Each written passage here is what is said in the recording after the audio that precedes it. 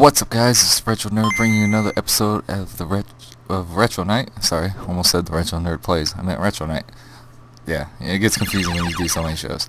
But this is episode 13, and if you haven't noticed what we're playing, we're gonna be playing Pokemon! Pokemon Red, to be exact. First Pokemon game I ever owned. Well, actually, it's blue, but I liked red because it had Charizard on it. Even though I like Blastoise. Who fucking cares? They're both good. Regardless. You couldn't have all 150 Pokemon without having some friend with the other one. So I was unfortunate enough to actually own both copies. I gave my old version, I believe, which was blue, which was what I had. I gave that to my brother so we can just switch back and forth. I mean, we'll trade back and forth and all that stuff. But, you know, he didn't know really how to really play the game. So what I did is I would advance progressively through the game, slowly but surely, getting to the certain areas I needed to get the certain Pokemon I needed. But this fucking game, oh my god, this thing like started it all. I remember getting a VHS tape by Nintendo promoting this damn thing. And, like, it had like a clip of the cartoon show, it showed you some of the video game, and you were just like, what? I can capture little monsters in little balls? And then I can use them to fight? Like, when this dropped, kids were like instantly hooked. They're like, what? I want to play.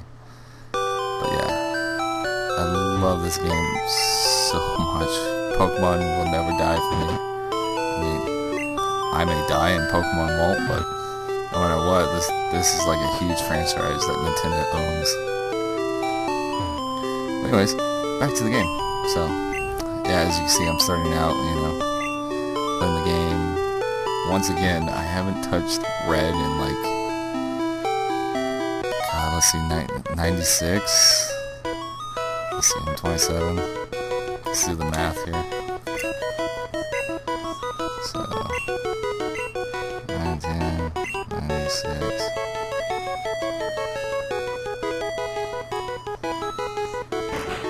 I think I was like almost 10. See, I was born in 87, 1996, so 89, 88, 89, 90, 91, 92, 93, 94, 95, 96. Yeah, it was almost about 10. I was 9 at the time when this game dropped. So let's see, I'm 27 now, and I haven't touched that game. I'm good almost like 20 some odd fucking years almost. Well, actually like, yeah, almost about 20 some odd years. But this game is fucking awesome. Love it. It was hard because once you chose your first Pokemon, you didn't know you had to go fight this guy that had rock Pokemon. You didn't know your fucking Charmander was unaffected against it. Luckily for me, I started out with Squirtle. Blastoise sold me on that one. I was like, I remember getting the box, like, I want that dude. He's got 2 fucking cannons on his arm. Fuck yeah. But, so I started out with Squirtle, so I didn't have a problem with Brock. But then when I redid it and I got the red version, I was like, well, I want Charizard. So I started out with Charmander, and I literally had to, like, this level grind just to get him up there to be able to do some freaking damage on him.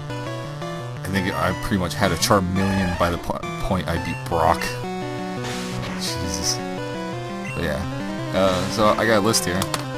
Because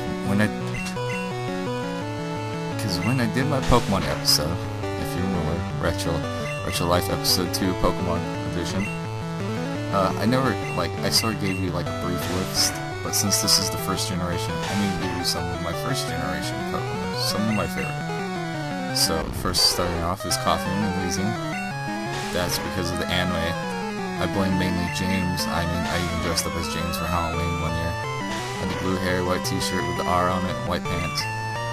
Even had a little Pokeball with Coughing in it. I don't know, James is my favorite character from the series, besides Brock. But James is just funny. He's what made me always want to watch the show. And we got Muck. Yeah, that's come backwards. Ha ha ha, funny. Immature assholes. Anyways, Muck, yeah. Charmander, and then his evolutions all the way to Charizard. And then you got Squirtle, of course, all the way up to his Blastoise evolution. Now they got freaking Mega Evolutions, and I love those damn forms too. Those look badass. Butterfree, Pidgeotto, Sandslash, Mankey and Primate, Krabby, and Dragonite. And you're probably all wondering, why Krabby? Well, it's the fact that, you know, that episode, Ash captures Krabby, and I was like, oh, Krabby's cool. Yeah, I can do the little sound effects that Krabby does, you know, pretty much how he pronounces his name. He's like, and I can, well, I gotta lower my voice a little for this one. Well, not lower, make it higher for this one, but I can do Charmander too. Charmander, Char! But yeah, so that's all I can do for Pokemon. Just say Pikachu. Everybody can do that. Or Raichu. Anyways, so my recommendation for this is, if you notice, I'm not playing this on a Game Boy. I'm actually playing this on a GameCube. I have what you would like to call the Game Boy Advance player. So on the bottom of my GameCube, I actually have an attachment piece that lets me play Game Boy games and Game Boy Advance games. So that's one way to play it if you don't want to go out and buy a Game Boy and you have a GameCube already.